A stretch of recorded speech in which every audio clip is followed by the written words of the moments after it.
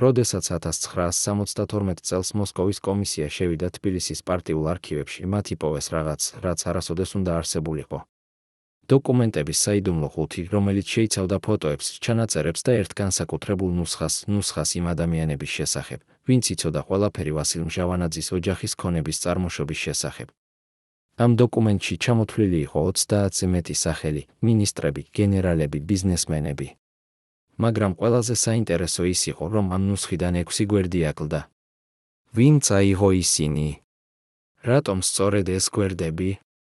და რაზე მეტყველებდა ის ფაქტი, რომ ამ დოკუმენტის ყველა ასლი განადგურდა ერთსა და იმავე დღეს, ზუსტად იმ დღეს, როდესაც მჟავანაძე გადააყენეს თანამდებობიდან. ამ საღამოს ჩვენ გაგიზიარებთ ისტორიას იმის შესახებ, თუ როგორ აშენდა ერთ-ერთი ყველაზე საიდუმლო იმპერია საბჭოთა კავშირის ისტორიაში, იმპერია, რომელიც არსებობდა არა კრემლის კედლებში, არამედ თბილისის ვილებსა და ქართული მთების დაფარულ ბუნკერებში. წარმოიდგინეთ ქალაქი, სადაც ყოველ მეორე ოჯახს ჰქონდა ვოლგა, სადაც ბაზრებზე იყიდებოდა ის, რაც მთელ საბჭოთა კავშირში დეფიციტი იყო, სადაც რესტორნებში ღვინო მდინარივით დიოდა, ხოლო ოქროს სამკაულები ისე ჩვეულებრივი იყო, როგორც დღეს პლასტმასის სამაჯურები. ეს იყო საქართველო 1970-იან წლებში, ქვეყანა, რომელიც ცხოვრობდა თავისი წესებით, თავისი ეკონომიკით, თავისი იერარქიით. და ამ პარალელური სამყაროს მწვერვალზე იდგა ერთი კაცი, ვასილ პავლეს მჟავანაძე, პირველი მდივანი, რომელიც ცხოვრობდა როგორც მეფე, მაგრამ ოფიციალურად იღებდა უბრალო პარტიული ფუნქციონერის ხელფასს. როგორ იყო ეს შესაძლებელი? ვინ აფინანსებდა ამ ცხოვრების წესს? და რატომ, როდესაც მოსკოვმა გადაწყვიტა ამ სისტემის დამსხვრევა, ქართველი ხალხი არ გამოვიდა ქუჩებში აპლოდისმენტებით, არამედ ჩუმად ატირდა? 1953 წელს, როდესაც ახალგაზრდა ვასილი დაბრუნდა ფრონტიდან, საქართველო იყო გაანგარიშებული, დაღლილი, შიმშილით მოწყვლადი რესპუბლიკა. მაგრამ 10 წლის შემდეგ, როდესაც მან დაიკავა პირველი მდივნის თანამდებობა, დაიწყო რაღაც, რასაც ისტორიკოსები უწოდებენ ქართული ეკონომიკური სასწაული. ოფიციალურად ეს იყო სოციალისტური მშენებლობის გამარჯვება. არაოფიციალურად ეს იყო ყველაზე დახვეწილი ჩრდილოვანი ეკონომიკის სისტემა, რომელიც ოდესმე არსებობდა საბჭოთა კავშირში. ცეხები, კოოპერატივები, მეორე ხელფასები, კავშირები მოსკოვთან, ბაქოსთან, ალმა-ატასთან, ყველაფერი ეს მუშაობდა როგორც საათის მექანიზმი. და ამ მექანიზმის ცენტრში იდგა არა მხოლოდ ვასილი, არამედ ადამიანი, რომლის სახელსაც ფრთხილად ჩურჩულებდნენ კორიდორებში, მისი მეუღლე, ვიქტორია ფედოროვნა მჟავანაძე. ვინ იყო ეს ქალი, რომელსაც თბილისში უწოდებდნენ ჩრდილოვან მეფეს? რატომ, როდესაც მინისტრები მოდიოდნენ მჟავანაძის რეზიდენციაში, ისინი პირველ რიგში ელოდნენ არა ვასილის, არამედ ვიქტორიას მიღებას? და რა იყო ის ლეგენდარული ბრილიანტების კოლექცია, რომელზეც საუბრობდნენ მთელ კავკასიაში, მაგრამ რომელიც არასოდეს გამოჩენილა არც ერთ ოფიციალურ ინვენტარში? ყოფილი თანამშრომლები იხსენებენ, რომ როდესაც ვიქტორია შედიოდა ოთახში, ჰაერი იცვლებოდა, არა მეტაფორულად, არამედ ფიზიკურად, რადგან მისი საყვარელი საფრანგული სუნა მოღირდა იმდენს, რამდენსაც საშუალო ინჟინერი იშოვიდა 6 თვის განმავლობაში. პირველად 35 წელიწადში, კაცი, რომელიც პასუხისმგებელი იყო ვასილ მჟავანაძის პირადი უსაფრთხოებისთვის, თანახმა გახდა ისაუბროს კამერების წინაშე. ის, რასაც ის გვიამბობს რეჟიმის ბოლო კვირების შესახებ, გადააბრუნებს ყველაფერს, რასაც თქვენ ფიქრობთ, რომ იცით. პირად საუბრებიდან ნიკოლოსსა და ვიქტორიას შორის სასოწარკვეთილ გაქცევის გეგმებამდე იმ მომენტამდე, როდესაც მათ მიხვდნენ, რომ ყველაფერი დასრულდა. ექსკლუზიური ჩვენება, რომელიც თქვენ სუნთქვას შეგიკავებთ. მაგრამ დავიწყოთ იქიდან, სადაც ყველაფერი დაიწყო, იქიდან, სადაც ახალგაზრდა ვასილი პირველად შეხვდა იმ ქალს, რომელიც გახდებოდა მისი ბედისწერა. 1945 წელს, როდესაც ვასილ მჟავანაძე დაბრუნდა ომიდან, მას ჰქონდა 2 ორდენი, 1 ჭრილობა და არანაირი ქონება. ის იყო ჩვეულებრივი საბჭოთა ოფიცერი, რომელიც ელოდა დანიშვნას რომელიმე უბნის პარტიულ კომიტეტში. მაგრამ ბედმა განსხვავებულად განკარგა. ერთ საღამოს, თბილისის პარტიულ რეცეფციაზე, მან შეხვდა ვიქტორია ფედოროვნას, ქალს, რომელიც იყო 10 წლით უმცროსი, მაგრამ უკვე ცნობილი თავისი ხასიათით და ამბიციებით. ის იყო ქალი, რომელიც იცოდა რა სურდა ცხოვრებისგან და იცოდა როგორ მიაღწია ამისთვის. მათი ქორწინება 1947 წელს არ იყო უბრალოდ სიყვარულის ისტორია, ეს იყო პოლიტიკური ალიანსი, რომელიც შეცვლიდა საქართველოს ისტორიას. წარმოიდგინეთ წყვილი, სადაც ქმარი არის ოფიციალური სახე ხელისუფლებისა, ხოლო ცოლი რეალური ტვინი ოპერაციისა. ვასილი იყო ქარიზმატული, მეგობრული კაცი, რომელსაც უყვარდა სუფრები, ტოსტები, გრძელი საუბრები ღვინის ჩიქასთან. ვიქტორია იყო გამოთვლილი, ცივი ქალი, რომელიც არასოდეს ივიწყებდა სახეს და არასოდეს აპატიებდა ღალატს. როდესაც 1953 წელს ვასილი დაინიშნა პირველ მდივნად, ყველამ იცოდა, ეს არის არა ერთი კაცის გამარჯვება, არამედ ორი ადამიანის გამარჯვება, რომლებიც მუშაობდნენ როგორც ერთი ორგანიზმი. და ეს ორგანიზმი იყო შიმშილი ძალაუფლებისთვის, ფულისთვის, გავლენისთვის. მაგრამ აქ იწყება ის, რაზეც არავინ საუბრობს ოფიციალურ ისტორიაში. ვიქტორია არ იყო უბრალოდ პირველი ლედი, რომელიც დადიოდა რეცეპციებზე და ღიმოდა ფოტოებისთვის. არა. ის იყო ადამიანი, რომელთან შეხვედრის გარეშე არავინ იღებდა სერიოზულ თანამდებობას საქართველოში. ყოფილი მინისტრები იხსენებენ, როდესაც შენ გეძახდნენ მჟავანაძის რეზიდენციაში, შენ იცოდი, რომ რეალური საუბარი იქნებოდა არა ვასილთან, არამედ ვიქტორიასთან. ის იჯდა პატარა სალონში, სადაც ყოველთვის იდგა ვერცხლის ჩაიდანი და ანტიკვარული ჩიქები და უსმენდა. უბრალოდ უსმენდა. და შენ იცოდი, თუ ის დააქნევდა თავს, შენი კარიერა დასრულდა. თუ ის გაიღიმებდა, შენ ხარ ახალი ელიტის ნაწილი. რა იყო მისი ძალა? საიდან მოდიოდა ეს გავლენა? ყოფილი თანამშრომლები ამბობენ, ვიქტორია იცოდა ყველაფერი ყველაზე. ის ინახავდა დოსიეებს, არა ქაღალდზე, არამედ თავის მეხსიერებაში. ვინ ვისთან იყო დაკავშირებული, ვის ჰქონდა საიდუმლო ბიზნესი, ვის ჰყავდა საყვარელი მეორე ოჯახში, ვინ აღებდა ფულს ცეხებიდან. ყველაფერი. და ის იყენებდა ამ ინფორმაციას არა შანტაჟისთვის, არა, ეს იყო ძალიან უხეში. ის იყენებდა მას რჩევებისთვის. მე გირჩევ, არ გააკეთო ეს ბიზნესი ბათუმში. მე გირჩევ, შეცვალო შენი მოადგილე. და ყველა მიცოდა, ეს რჩევა იყო ბრძანება. მაგრამ ყველაზე საინტერესო იყო ის, რასაც უწოდებდნენ ვიქტორიას სია. ლეგენდა ამბობს, რომ ის ინახავდა პირად ბლოკნოტს, სადაც ჩაწერილი იყო ყველა საჩუქარი, რომელიც მან მიიღო მინისტრებისგან, გენერლებისგან, ბიზნესმენებისგან. არა ფულში, არა, ფული იყო ძალიან ვულგარული. საჩუქრები იყო ანტიკვარული ნივთები, ბრილიანტები, იშვიათი ხელნაწერები, ოქროს სამკაულები. ყოველი ნივთი ჰქონდა თავისი ისტორია, თავისი ფასი, თავისი მნიშვნელობა. და ყოველი ნივთი იყო არა მხოლოდ საჩუქარი, ეს იყო ხელშეკრულება, ვალდებულება, უხილავი ძაფი, რომელიც აკავშირებდა მიმცემს ვიქტორიასთან სამუდამოდ. წარმოიდგინეთ სისტემა, სადაც ოფიციალური ხელფასი არის 1050 რუბლი თვეში, მაგრამ რეალური შემოსავალი არის ათასობით. წარმოიდგინეთ ქვეყანას, სადაც ყველა იცის წესები, მაგრამ არავინ საუბრობს მათ ეხმამაღლა. წარმოიდგინეთ იმპერია, რომელიც აშენებულია არა შიშზე, არამედ ურთიერთდამოკიდებულებაზე, ყველა იცის ყველას საიდუმლოებები, ამიტომ ყველა ინარჩუნებს ჩუმობას. ეს იყო საქართველოს მჟავანაძის დროს. და ეს იყო გენიალური, სანამ არ გამოჩნდა ადამიანი, რომელიც არ თამაშობდა ამ წესებით. ერთი კვირით ადრე, ვიდრე მისი გადადგომა, ლიდერს ჰქონდა საიდუმლო შეხვედრა, რომელიც არ გამოჩენილა არც ერთ ოფიციალურ ოქმში. უცხოელი წარმომადგენელი ჩამოფრინდა ღამით, გაატარა 1 საათი საპრეზიდენტო კაბინეტში და წავიდა მისალმების გარეშე. მოწმეები ამბობენ, რომ ამ საუბრის შემდეგ დიქტატორი გამოვიდა კაბინეტიდან თეთრი როგორც ქაღალდი. რა ეთქვა მას იმ ღამეს? შესთავაზეს თუ არა მას ემიგრაცია, თუ წაუკითხეს სასიკვდილო განაჩენი. ვინ იყო ეს კაცი, KGB-ის აგენტი, CIA-ის მოციქული, თუ ვინმე ბევრად უფრო ძლიერი? და რატომ ამ ვიზიტის შემდეგ მჟავანაძემ უეცრად დაიწყო თავისი პირადი დაცვის შეცვლა და ყოველ საღამოს ამოწმებდა, ვინ იყო მისი რეზიდენციის გარშემო? 1972 წელს, როდესაც ედუარდ შევარდნაძე დაინიშნა შინაგან საქმეთა მინისტრად, ყველა მიცოდა, ეს არ იყო უბრალო დანიშვნა. ეს იყო გზავნილი. შევარდნაძე იყო ახალგაზრდა, ამბიციური კაცი, რომელიც არ ეკუთვნოდა ძველ ელიტას. ის არ იყო ნაწილი იმ სისტემისა, რომელიც აშენდა მჟავანაძის მმართველობის 20 წლის განმავლობაში. და რაც ყველაზე მნიშვნელოვანია, ის არ იყო დავალებული ვიქტორიას წინაშე. ის იყო პირველი ადამიანი 10 წლის განმავლობაში, რომელიც შევიდა ძალაუფლების კორიდორებში და არ წავიდა ჯერ ვიქტორიას სალონში ჩაის დასალევად. ყოფილი თანამშრომლები იხსენებენ იმ დღეს, როდესაც შევარდნაძემ პირველად მოითხოვა მჟავანაძის ოჯახის ფინანსური დოკუმენტები.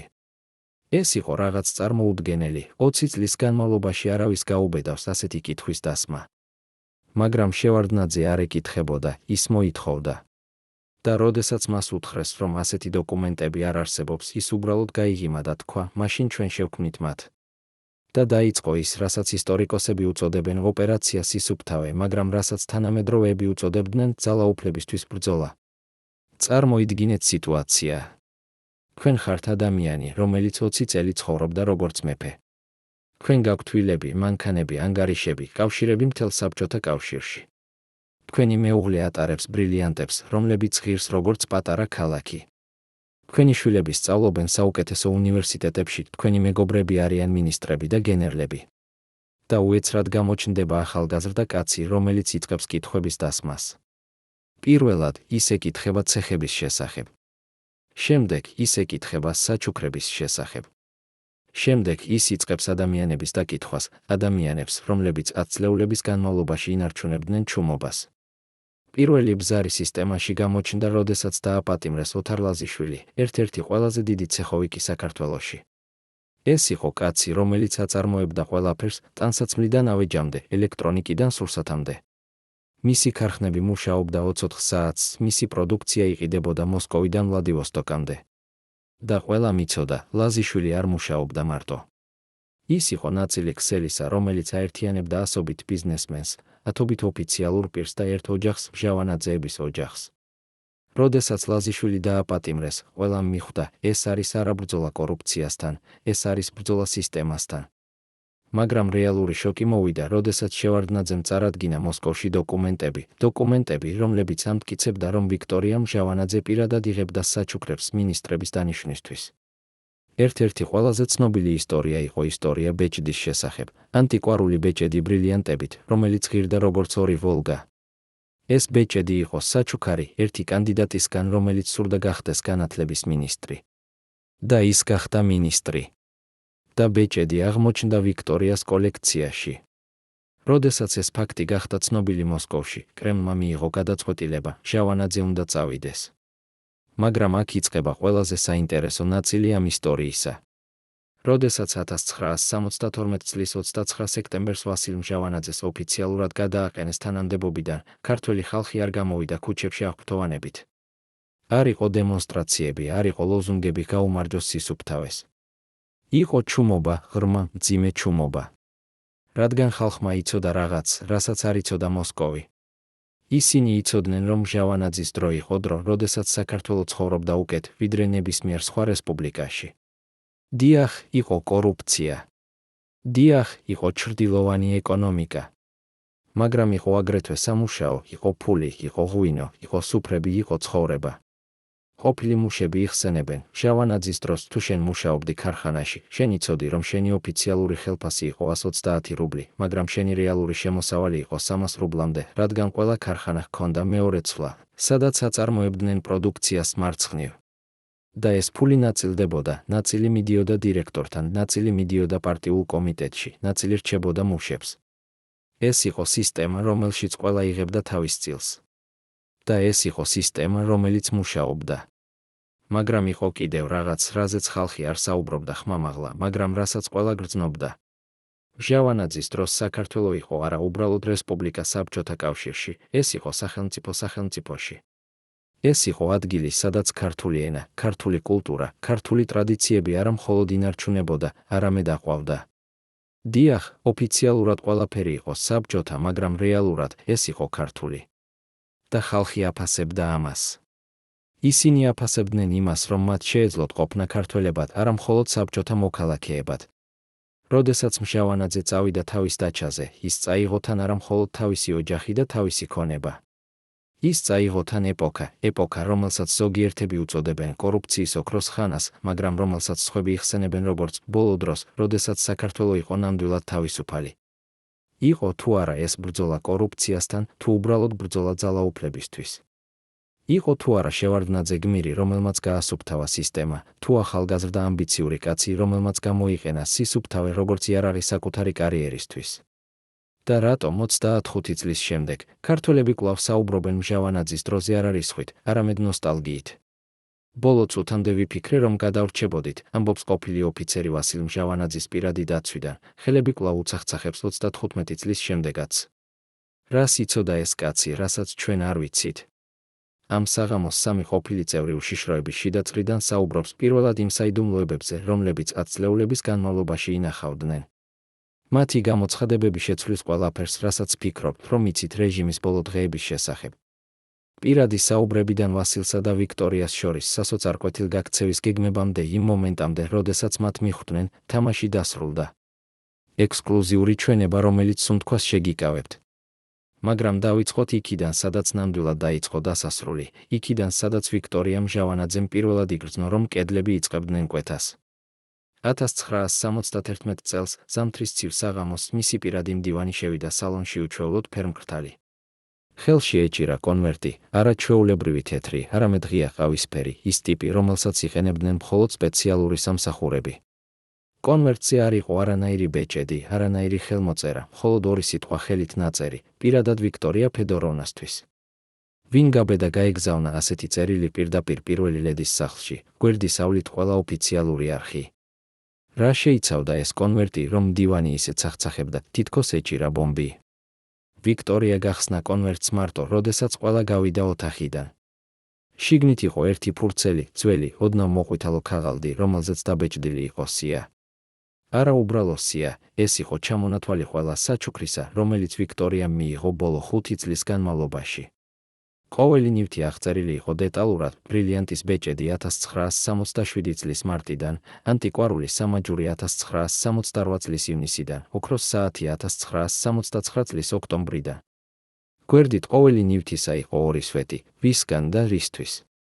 სახელები იყო ყველაზე მაღალი რანგის ოფიციალური პირები საქართველოში. მიზეზები იყო კონკრეტული თანამდებობები, კონკრეტული ხელშეკრულებები, კონკრეტული გადაწყვეტილებები. ვიქტორიამ წაიკითხა სია ერთხელ, მეორედ, მესამედ. მისი ხელები არ ცახცახებდა, არა, ის არ იყო ქალი, რომელიც ეშინოდა. მაგრამ მისი გონება მუშაობდა სიჩქარით, რომელსაც მხოლოდ ის იცნობდა, ვინც 10 წლეულების განმავლობაში ცხოვრობდა ძალაუფლების თამაშში. ეს სია იყო ზუსტი, ძალიან ზუსტი. ზოგიერთი დეტალი, რომელიც აქ იყო ჩამოთვლილი, იცოდა მხოლოდ სამ ადამიანს, მან, ვასილმა და ადამიანმა, ვინც მისცა საჩუქარი. ეს ნიშნავდა, რომ ვინმე საუბრობდა.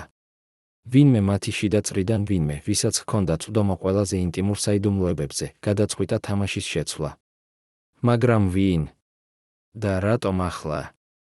ფურცლის ბოლოში იყო ერთი წინადადება, დაწერილი იმავე ხელით, რომელმაც დაწერა მისამართი კონვერტზე, ეს არის მხოლოდ ნაწილი. დანარჩენი მოდის, თუ თქვენ არ შეწყვეტთ. ეს არ იყო მუქარა, ეს იყო შეტყობინება. ვინმე აგროვებდა მტკიცებულებებს, აწყობდა საქმეს, ემზადებოდა დარტყმისთვის. და ეს ვინმე იყო საკმარისად ძლიერი, რომ გაეგზავნა ეს წერილი პირდაპირ პირველი ლედის სახლში, გვერდის ავლით ყველა დაცვა, ყველა კონტროლი, ყველა ერთგულება. ვიქტორია იცოდა, როდესაც მტერი აღარ ეშინია შენი ძალისა, ეს ნიშნავს, რომ მას აქვს უფრო დიდი ძალა. ან უფრო დიდი მფარველი.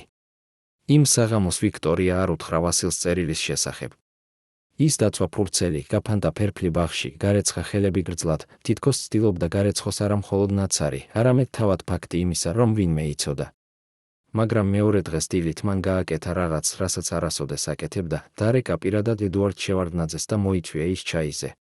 არა ოფიციალურ შეხვედრაზე, არა ვასილის თანდასწრებით, მხოლოდ ისინი ორნი, პატარა სალონში, სადაც ყოველთვის იდგა ვერცხლის ჩაიდანი და ანტიკვარული ჩიქები. ის სალონი, სადაც ყოველთვის წყდებოდა რეალური გადაწყვეტილებები. შევარდნაძე მოვიდა ზუსტად დანიშნულ დროს, არც ადრე, არც გვიან. ის იყო კაცი, რომელიც იცოდა ეტიკეტის ღირებულება, მაგრამ არ ეშინოდა მისი დარღვევა, როდესაც ეს იყო საჭირო. ის შეიარა სალონში იმ თავდაჯერებულობით, რომელიც ახასიათებდა ახალ თაობას, რომელიც აღარ თამაშობდა ძველი წესებით. ვიქტორია დაასხა ჩაი, შესთავაზა ნამცხვარი, ისაუბრა ამინდზე, ოჯახზე, ჯანმრთელობაზე. ყველაფერი იყო იდეალურად თავაზიანი, იდეალურად ფორმალური. მაგრამ ორივე იცოდა, ეს არ იყო ჩაის სმის შეხვედრა. ეს იყო მოლაპარაკება ორ მხარეს შორის, რომლებიც ცდილობდნენ გაერკვიათ, ვინ იყო ძლიერი და რა იყო ფასი მშვიდობისა. ედუარდ ამბროსის ძე, დაიწყო ვიქტორიამ ხმით, რომელიც იყო რბილი როგორც აბრეშუმი, მაგრამ ცივი როგორც ფოლადი, მე მესმის, რომ თქვენ აგროვებთ ინფორმაციას ზოგიერთი ადამიანების შესახებ. ეს არის თქვენი სამუშაო, მე ვაფასებ პროფესიონალიზმს. მაგრამ მე ასევე ვიცი, რომ ზოგჯერ ინფორმაცია შეიძლება იყოს არასრული, არასწორად გაგებული, ან უბრალოდ მიღებული არასანდო წყაროებიდან.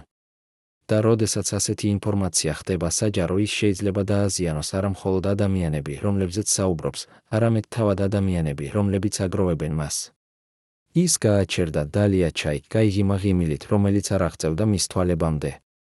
მე ვფიქრობ, ჩვენ გვაქვს საერთო ინტერესი, სტაბილურობა, სიმშვიდე, პროგრესი. ხომ არ ფიქრობთ ასე? შევარდნაძე უყურებდა მას იმ გამომცდელი მზერით, რომელიც ახასიათებდა გამომძიებელს, რომელიც უკვე იცის პასუხი, მაგრამ ელოდება, როდის დაიწყებს ეჭვმიტანილი საკუთარი თავის გამოცხადებას. ვიქტორია ფედოროვნა, თქვა მანხმით, რომელიც იყო თავაზიანი, მაგრამ მტკიცე, მე ვაგროვებ არა ინფორმაციას, არამედ ფაქტებს. და ფაქტები არ არის არასრული ან არასწორად გაგებული, ისინი უბრალოდ არიან.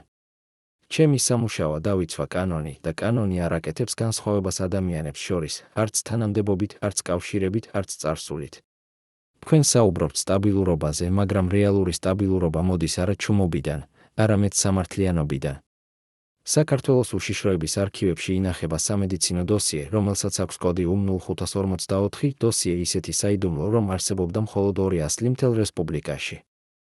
ამ დოსიეში იყო ინფორმაცია ვასილ მჟავანაძის ნამდვილი ჯანმრთელობის შესახებ, მისი რეალური დიაგნოზების შესახებ და რაღაც ბევრად უფრო შოკის მომგვრელი სიის შესახებ მედიკამენტებისა, რომლებიც ეკვეთებოდა მას ყოველთვიურად. ეს სია ავლენს დაავადებას, რომელიც ვასილ მჟავანაძემ მალავდა ქართველი ხალხისგან ათწლეულების განმავლობაში. ამ დოკუმენტარში თქვენ დაინახავთ სამედიცინო მტკიცებულებებს, რომლებიც ცვლის ყველაფერს, რასაც იცოდით ლიდერის ბოლო წლების შესახებ. რატომ მალავდა ის ამ დაავადებას? როგორ გავლენას ახდენდა ეს მის გადაწყვეტილებებზე? და ვინ იცოდა ნამდვილი მდგომარეობა მისი ჯანმრთელობისა?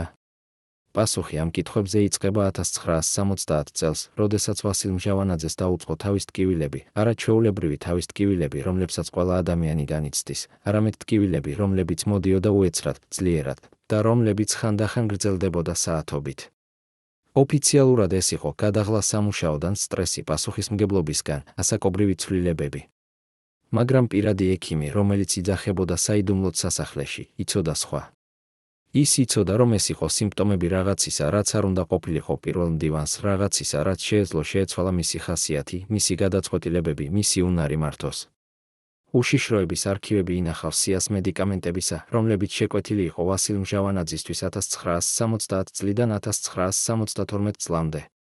ეს სია არის შოკის მომგვრელი, არა იმიტომ, რომ მედიკამენტები იყო იშვიათი ან ძვირი, არამედ იმიტომ, რომ ისინი იყო მედიკამენტები, რომლებიც გამოიყენებოდა ერთი კონკრეტული დაავადებისთვის, რომელიც აფექტებდა ტვინის სისხლძარღვებს, იწვევდა თავბრუსხვევას, ცვლიდა ხასიათს, აძლიერებდა პარანოიას.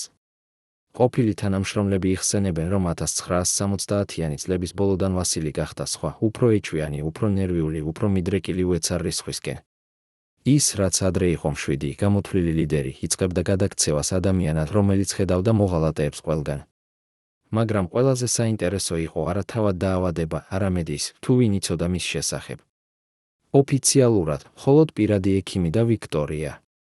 არაოფიციალურად ყოველი ადამიანი, რომელსაც ჰქონდა ცდომა სამედიცინო შეკვეთებზე, ყოველი ფარმაცევტი, რომელიც ამზადებდა მედიკამენტებს, ყოველი კურიერი, რომელიც მიჰქონდა მათ სასახლეში. და ყოველი ეს ადამიანი იყო პოტენციური წყარო ინფორმაციისა, რომელიც შეეძლო გამოეყენებინა იმ ადამიანებისთვის, ვინც ეძებდა სისუსტეს ლიდერში. ინფორმაციისა, რომელიც შეეძლო ახსნას, რატომ ვასილ მჟავანაძე იწყებდა კარგავდა კონტროლს იმ სისტემაზე, რომელიც აშენდა 20 წლის განმავლობაში. წარმოიდგინეთ სიტუაცია, თქვენ ხართ ლიდერი, რომელიც მართავს მთელ რესპუბლიკას, მაგრამ თქვენი საკუთარი სხეული იწყებს თქვენს წინააღმდეგ მუშაობას. თქვენ იცით, რომ თქვენი ტვინის სისხლძარღვები არ მუშაობს ისე, როგორც უნდა. თქვენ იცით, რომ ყოველი თავის ტკივილი შეიძლება იყოს გაფრთხილება რაღაცის უფრო სერიოზულისა. თქვენ იცით, რომ თქვენი გადაწყვეტილებები შეიძლება იყოს გავლენილი არა თქვენი ლოგიკით, არამედ თქვენი ქიმიით. და თქვენ იცით, რომ თუ ეს ინფორმაცია გახდება საჯარო, თქვენი მტრები გამოიყენებენ მას როგორც იარაღს. რას აკეთებთ? მალავთ ყველასგან, ხალხისგან, პარტიისგან, თუნდაც თქვენი უახლოესი თანამშრომლებისგან. და ელოდებით, რომ მედიკამენტები იმუშავებს, რომ ტკივილი გაივლის, რომ თქვენ შეძლებთ გააგრძელოთ თამაში. მაგრამ 1971 წელს რაღაც შეიცვალა. ვასილ მჟავანაძემ დაიწყო პირადი დაცვის შეცვლა, არა მთლიანად, არამედ თანდათანობით, ფრთხილად, ისე რომ არავინ შეამჩნევდა სისტემას. ძველი ერთგული ადამიანები, რომლებიც მსახურობდნენ მას ათწლეულების განმავლობაში, იწყებდნენ მიღებას და წინაურებებს სხვა პოზიციებზე, რომლებიც იყო პრესტიჟული, მაგრამ შორს სასახლიდან.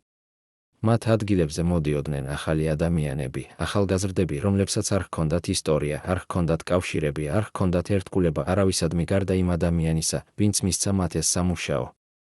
ყოფილი თანამშრომლები იხსენებენ, ეს იყო პირველი ნიშანი იმისა, რომ ვასილი იწყებდა ხედვას მოღალატეებს არა გარეთ, არამედ შიგნით.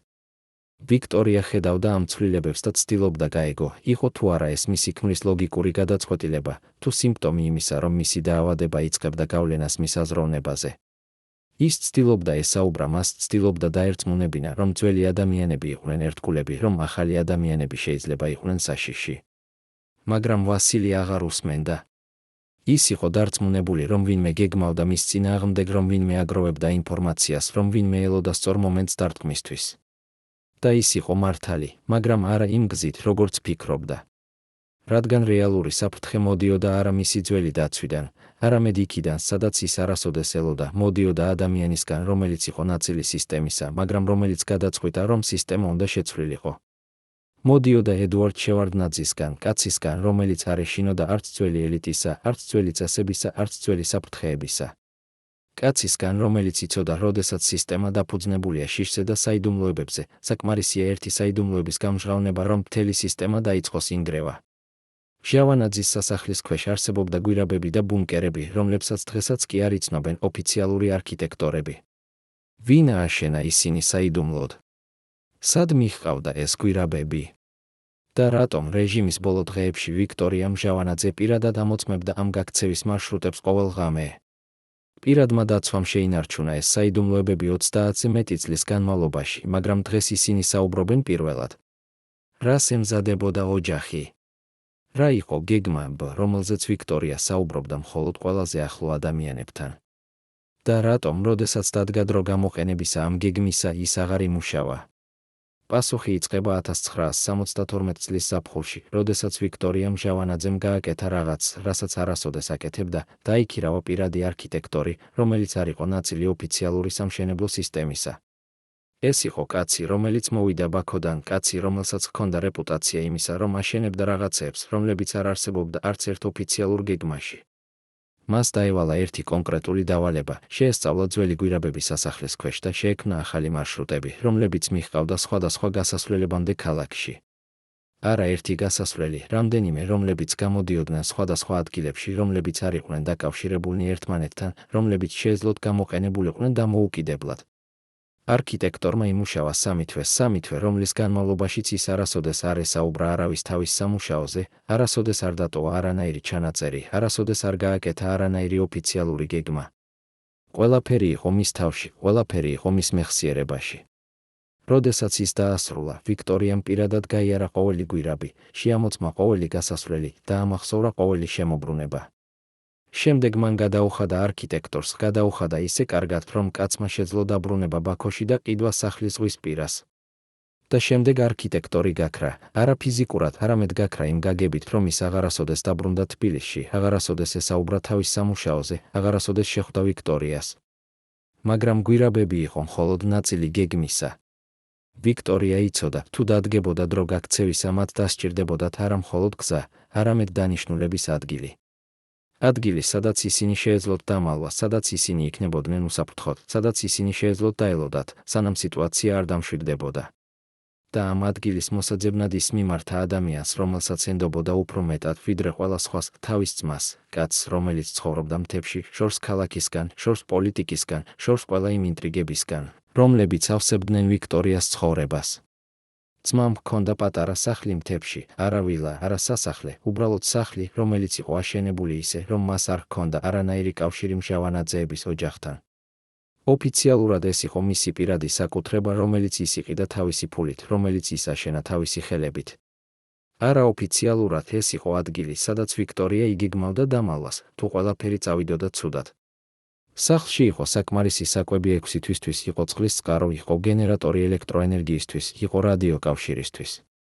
ყველაფერი იყო მომზადებული, ყველაფერი იყო დაგეგმილი, ყველაფერი ელოდა მხოლოდ სიგნალს. მაგრამ სიგნალი არასოდეს მოვიდა, არა იმიტომ, რომ სიტუაცია არ გახდა საშიში. არამედ იმიტომ, რომ როდესაც დადგა დრო გაქცევისა, ვასილ მჟავანაძემ უარი თქვა. ის უარი თქვა დამალვაზე, უარი თქვა გაქცევაზე, უარი თქვა იმაზე, რომ დატოვოს ქალაქი, რომელიც იყო მისი სახლი 20 წლის განმავლობაში. ყოფილი თანამშრომლები იხსენებენ იმ საღამოს, როდესაც ვიქტორია ცდილობდა დაერწმუნებინა ის, ჩვენ უნდა წავიდეთ, ჩვენ უნდა დავიცვათ თავი, ჩვენ უნდა დაველოდოთ. მაგრამ ვასილი უბრალოდ ყურებდა მას და ამბობდა, თუ მე წავალ, ეს ნიშნავს, რომ ისინი მოიგეს. თუ მე დავიმალები, ეს ნიშნავს, რომ მე ვეშინია. და მე არ მეშინია. იყო თუ არა ეს სიმამაცე, თუ სიამაყე. იყო თუ არა ეს გადაწყვეტილება, რომელიც მოვიდა მისი გონებიდან, თუ სიმპტომი მისი დაავადებისა, რომელიც აფექტებდა მის აზროვნებას. ვიქტორია არასოდეს გაიგებდა. ის იცოდა მხოლოდ ერთი, როდესაც 1972 წლის 29 სექტემბერს ვასილ მჟავანაძეს ოფიციალურად გადააყენეს თანამდებობიდან, გვირაბები დარჩა ცარიელი, სახლი მთებში დარჩა დაუკავებელი, გეგმა დარჩა გამოუყენებელი. და ოჯახი, რომელიც 20 წლის განმავლობაში ცხოვრობდა როგორც მეფეები, წავიდა უბრალოდ, წავიდა დაჩაზე, წავიდა ჩუმად, წავიდა ისე, თითქოს ისინი არასოდეს არ ყოფილიყვნენ ძალაუფლების ცენტრში. მაგრამ ერთი კითხვა რჩება, რატომ ვასილ მჟავანაძემ უარი თქვა გაქცევაზე? რატომ ის არჩია დარჩენა და წინააღმდეგობის გაწევა, როდესაც ის იცოდა, რომ თამაში დაკარგული იყო? ზოგიერთი ამბობს, ეს იყო იმიტომ, რომ ის იყო ქართველი და ქართველები არ გარბიან. სხვები ამბობენ, ეს იყო იმიტომ, რომ ის იყო დაავადებული და მისი დაავადება აფექტებდა მის გადაწყვეტილებებს. მესამენი ამბობენ, ეს იყო იმიტომ, რომ ის იცოდა რაღაც, რასაც ჩვენ არ ვიცით, რაღაც, რაც აძლევდა მას იმედს, რომ ის კვლავ დაბრუნდებოდა. მაგრამ ჭეშმარიტება შესაძლოა არის უფრო მარტივი, ის უბრალოდ არ შეეძლო წარმოედგინა ცხოვრება ძალაუფლების გარეშე. და როდესაც ძალაუფლება წავიდა აგრეთვე ნაწილი მისგან. წარმოიდგინეთ, რომ თქვენ ხართ ერთ-ერთი იმ 12 ადამიანიდან, რომლებიც იცოდნენ ყველაფერი ვასილ მჟავანაძის შესახებ, ყოველი სამედიცინო საიდუმლო, ყოველი გაქცევის გეგმა, ყოველი დამალული გვირაბი თბილისის ქვეშ. ახლა წარმოიდგინეთ, რომ თქვენ უნდა აირჩიოთ, შეინარჩუნოთ თქვენი ერთგულება თუ გადაარჩინოთ თქვენი სიცოცხლე. 1972 წლის 22 დეკემბერს ამ ადამიანებმა გააკეთეს არჩევანი, რომელმაც შეცვალა საქართველოს ისტორია. რამ აიძულა ისინი გაეღალატათ თავიანთი უზენაესი ხელმძღვანელისთვის? ვინ იყო პირველი, ვინც გადალახა ის უხილავი ხაზი ერთგულებასა და ღალატს შორის? და რატომ, როდესაც ყველაფერი დასრულდა, ზოგიერთი მათგანი ატირდა არა იმიტომ, რომ ინანებდა, არამედ იმიტომ, რომ ესმოდა, რომ ისინი მოწმენი იყვნენ ეპოქის დასასრულისა, რომელიც აღარასოდეს დაბრუნდებოდა? ისტორია იწყება 1971 წლის ნოემბერში, როდესაც ვიქტორია მჟავანაძემ შეიტყო რაღაც, რამაც შეცვალა ყველაფერი. ერთ-ერთმა მისმა ყველაზე ახლო თანამშრომელმა, კაცმა, რომელიც მსახურობდა ოჯახს 15 წლის განმავლობაში, კაცმა, რომელსაც ვიქტორია ენდობოდა როგორც საკუთარ ძმას, მოულოდნელად მოითხოვა პირადი შეხვედრა. არა ოფიციალური, არა სასახლეში, არამედ ერთ-ერთ იმ საიდუმლო ადგილებში, სადაც ვიქტორია ხვდებოდა ადამიანებს, როდესაც საუბარი იყო ძალიან დელიკატური. ის ადგილი იყო პატარა ბინა ძველ თბილისში, ბინა, რომელიც არ ფიგურირებდა არც ერთ ოფიციალურ დოკუმენტში, ბინა, რომლის არსებობას იცოდა მხოლოდ 5 ადამიანი მთელ საქართველოში. თანამშრომელი მოვიდა საღამოს, როდესაც ქუჩები უკვე იყო ცარიელი და ბნელი. ის შევიდა ბინაში იმ სახით, რომელიც ვიქტორია მაშინვე იცნო, ეს იყო სახე ადამიანისა, რომელიც მოაქვს ცუდი ამბები, რომლებიც შეცვლის ყველაფერს. ის დაჯდა, უარი თქვა ჩაიზე, უარი თქვა ყველა თავაზიანობაზე და თქვა მხოლოდ ერთი წინადადება, ვიქტორია ფედოროვნა, მე უნდა გითხრათ რაღაც, რაც შეიძლება დაგიჯდეთ ჩემი სიცოცხლე, მაგრამ თუ არ გეტყვით, ეს დაგიჯდებათ თქვენ სიცოცხლეს. ვიქტორია არ გაოცებულა, ის იყო ქალი, რომელიც 10 წლეულების განმავლობაში ისმენდა საიდუმლოებებს, ისმენდა აღიარებებს, ისმენდა გამოცხადებებს. მაგრამ ის, რასაც კაცმა უთხრა მას შემდეგი 20 წუთის განმავლობაში, იყო რაღაც, რისთვისაც ის არ იყო მზად. თანამშრომელმა უთხრა მას, რომ არსებობდა ჯგუფი, საიდუმლო ჯგუფი ადამიანებისა, რომლებიც იყვნენ ნაწილი სისტემისა, მაგრამ რომლებიც უკვე მუშაობდნენ მოსკოვთან. არა ღიად, არა ოფიციალურად, არამედ ჩუმად, ფრთხილად, სისტემატურად. ეს იყო ადამიანები სხვადასხვა დონიდან, ზოგიერთი იყო მინისტრებში, ზოგიერთი იყო უშიშროებაში, ზოგიერთი იყო პარტიულ აპარატში. ისინი არ იყვნენ დაკავშირებულნი ერთმანეთთან პირდაპირ, არა, ეს იქნებოდა ძალიან საშიში. ისინი იყვნენ დაკავშირებულნი მხოლოდ ერთი ადამიანის მეშვეობით, ადამიანისა, რომელიც იყო კოორდინატორი, ადამიანისა, რომელიც აგროვებდა ინფორმაციას, ადამიანისა, რომელიც აგზავნიდა მას მოსკოვში. და ეს ადამიანი იყო ვინმე, ვისაც ვიქტორია იცნობდა ძალიან კარგად, ვინმე, ვისაც ის ენდობოდა, ვისთან ის საუბრობდა თავისუფლად, ვისთვის ის უზიარებდა საიდუმლოებებს. ვიქტორიამ მოისმინა ყველაფერი სრული სიჩუმით. მისი სახე არ შეცვლილა, მისი ხელები არ შეძრულა, მისი ხმა არ შეცახცახებულა. როდესაც თანამშრომელმა დაასრულა, ის დაელოდა რამდენიმე წამს, შემდეგ კითხა მხოლოდ ერთი კითხვა, რატომ მითხარი ეს ახლა? კაცმა უპასუხა ხმით, რომელიც იყო მშვიდი, მაგრამ მტკიცე, იმიტომ რომ ჯგუფი გეგმავს მოქმედებას. ისინი აგროვებენ საბოლოო მტკიცებულებებს, ისინი ემზადებიან წარდგენისთვის მოსკოვში. და როდესაც ისინი წარადგენენ, ყველაფერი დასრულდება. თქვენ გაქვთ შესაძლოა 2 თვე, შესაძლოა 3. არა მეტი. ვიქტორიამ კიდევ დაელოდა, შემდეგ თქვა და შენ ხარ ნაწილი ამ ჯგუფისა, კაცმა გაიღიმა მწარე ღიმილით, არა. მე არ ვარ. მაგრამ ისინი ფიქრობენ, რომ ვარ. და ეს არის ერთადერთი მიზეზი, რის გამოც მე ვიცი, რასაც ვიცი. იმ საღამოს ვიქტორია დაბრუნდა სასახლეში და პირველად 10 წლის განმავლობაში გააკეთა რაღაც, რასაც არასოდეს აკეთებდა, დალია არა იმიტომ, რომ ეშინოდა, არამედ იმიტომ, რომ მიხვდა თამაში, რომელშიც ის თამაშობდა 20 წლის განმავლობაში, იცვლებოდა წესებს. ის იყო ქალი, რომელიც აშენებდა თავის იმპერიას ერთგულებაზე, კავშირებზე, ურთიერთდამოკიდებულებაზე. მაგრამ ახლა ის ხედავდა, რომ ერთგულება შეიძლება იყოს ყიდვადი, კავშირები შეიძლება იყოს გატეხილი, ურთიერთდამოკიდებულება შეიძლება იყოს გამოყენებული როგორც იარაღი. და ყველაზე საშიში იყო არა ის, რომ ვინმე აგროვებდა მტკიცებულებებს, ეს იყო მოსალოდნელი. ყველაზე საშიში იყო ის, რომ ეს ვინმე იყო ადამიანი, რომელსაც ის ენდობოდა, ადამიანი, რომელიც იცოდა ყველაფერს, ადამიანი, რომელიც შეეძლო დაეზიანებინა ისინი ისე, როგორც არავინ სხვა. მაგრამ ვიქტორია არ იყო ქალი, რომელიც ნებდებოდა ადვილად. მეორე დღეს დილით მან დაიწყო თავისი საკუთარი გამოძიება, არა ოფიციალური, არა ხმაურიანი, არამედ ჩუმი, ფრთხილი, სისტემატური. ის დაიწყო შეხვედრები ადამიანებთან, რომლებსაც ის ენდობოდა, არასრულად არავინ არ შეეძლო სრული ნდობა ახლა, მაგრამ საკმარისად რომ ესაუბრა მათთან. ის დაიწყო კითხვების დასმა, არა პირდაპირი კითხვები, არამედ ირიბი, ფრთხილი კითხვები, რომლებიც ჟღერდა როგორც უბრალო საუბარი, მაგრამ რომლებიც იყო დიზაინირებული გამოავლინოს ჭეშმარიტება. და ის დაიწყო დაკვირვება, ვინ ესაუბრება ვისთან, ვინ ხვდება ვის, ვინ იცვლის ქცევას, ვინ ხდება უფრო ფრთხილი, უფრო ჩუმი, უფრო დისტანციური. და თანდათანობით, ნაბიჯ ის დაიწყო ხედვა სურათისა.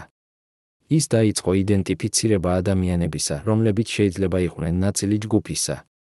ზოგიერთი იყო მოსალოდნელი, ადამიანები, რომლებსაც ჰქონდათ ამბიციები, რომლებიც გრძნობდნენ, რომ ძველი სისტემა აფერხებდა მათ. მაგრამ ზოგიერთი იყო შოკის მომგვრელი, ადამიანები, რომლებიც იყვნენ ნაწილი შიდაწრისა, ადამიანები, რომლებმაც მიიღეს ყველაფერი მჟავანაძეების ოჯახისგან, ადამიანები, რომლებიც, როგორც ჩანდა, იყვნენ ყველაზე ერთგულები. და ყველაზე შოკის მომგვრელი იყო ის, რომ ვიქტორია ვერ შეეძლო იდენტიფიცირება კოორდინატორისა, ადამიანისა, რომელიც იყო ცენტრი ქსელისა, ადამიანისა, რომელიც აკავშირებდა ყველას. ის იყო ჩრდილი, მოჩვენება, ვინმე, ვინც იყო ყველგან და არსად ერთდროულად. საქართველოს უშიშროების არქივებში ინახება დოკუმენტები კოდით F0544, დოკუმენტები ისეთი საიდუმლო, რომ არსებობდა მხოლოდ 3 ასლი მთელ რესპუბლიკაში. ამ დოკუმენტებში იყო ინფორმაცია იმის შესახებ, თუ რა ინადგურებოდა, რა იმალებოდა ხალხისგან, რა საიდუმლოებები გამოჩნდა მოგვიანებით. მაგრამ ყველაზე საინტერესო არის არა ის, რაც არის ამ დოკუმენტებში, არამედ ის, რაც არ არის, ის გვერდები, რომლებიც აკლია, ის ფაილები, რომლებიც განადგურდა, ის ინფორმაცია, რომელიც გაქრა იმავე დღეს, როდესაც ვასილ მჟავანაძე გადააყენეს თანამდებობიდან. რა შეიცავდა ეს დაკარგული დოკუმენტები? ვინ წაიღო ისინი? და რატომ 35 წლის შემდეგ ზოგიერთი ადამიანი კვლავ ეშინია საუბრისა იმაზე, რაც მოხდა იმ დღეს? პასუხი იწყება 1972 წლის სექტემბერში, როდესაც ედუარდ შევარდნაძემ მიიღო ბრძანება მოსკოვიდან, ბრძანება, რომელიც იყო მოკლე, მკაფიო და კატეგორიული. უზრუნველყავით მტკიცებულებები. უზრუნველყავით დოკუმენტები. უზრუნველყავით, რომ არაფერი განადგურდეს. ეს იყო ბრძანება, რომელიც ჟღერდა მარტივად, მაგრამ რომელიც იყო თითქმის შეუძლებელი შესასრულებლად. რადგან მჟავანაძეების სისტემა იყო აშენებული ზუსტად იმისთვის, რომ არაფერი დარჩენილიყო ქაღალდზე, არაფერი დარჩენილიყო კვალად, არაფერი შეეძლო გამოყენებულიყო როგორც მტკიცებულება. ყველაფერი იყო ზეპირი შეთანხმებები, ყველაფერი იყო პირადი კავშირები, ყველაფერი. იყო ურთიერთგაგება, რომელიც არასოდეს იწერებოდა, არასოდეს ფიქსირდებოდა, არასოდეს დოკუმენტირდებოდა. მაგრამ შევარდნაძე იცოდა რაღაც, რასაც არ იცოდა მჟავანაძე. ის იცოდა, რომ ყოველი სისტემა, რამდენადაც საიდუმლოც არ უნდა იყოს, ტოვებს კვალებს. არა დიდ კვალებს, არა აშკარა კვალებს, მაგრამ კვალებს. ფინანსური ტრანზაქციები, რომლებიც არ ემთხვევა ოფიციალურ შემოსავლებს. ქონება, რომელიც არ შეიძლება ახსნილიყო ოფიციალური ხელფასებით. კავშირები, რომლებიც არ აქვს ლოგიკური ახსნა.